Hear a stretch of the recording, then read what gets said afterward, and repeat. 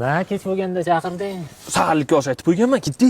Ya men osh yemayman. Men 30 kun suv bilan ochib, suv bilan yopaman men ro'zani. Irodam shunaqa kuchlidir mani. O'ta katta gapirib yuboradiganlar haqida. Katta gapiraverma, yur oshga.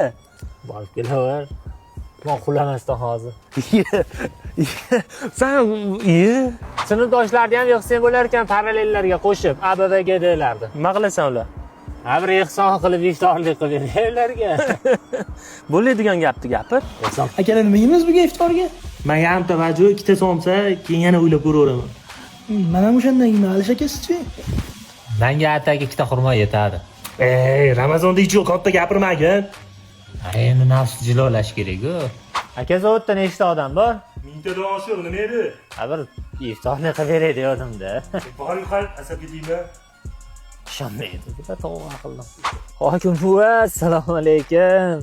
Shaharimizda nechta odam bor? Bir ehson qilib iftorlik qilib beray degandim-da. Uzilib qoldimmi, yo'qib qo'ydimmi? Ha, tinchlikmi? Nima chaqirding kech bo'lganda? Bugun saharlikka bir osh yeylik. Osh? Ye! Siz faqat suv bilan yovardingiz, hozir nima bo'ldi? Mazam qochib qolyapti, boshim aylanib. O'sha uchun katta gapirma deyman men senga. Osh bo'lsa osh, tur ketdi. Eshikka chaqiraver, oyog'im ishlamayapti o'zi. Qaltirab ketyapti hamma joyim. Olib kelaver.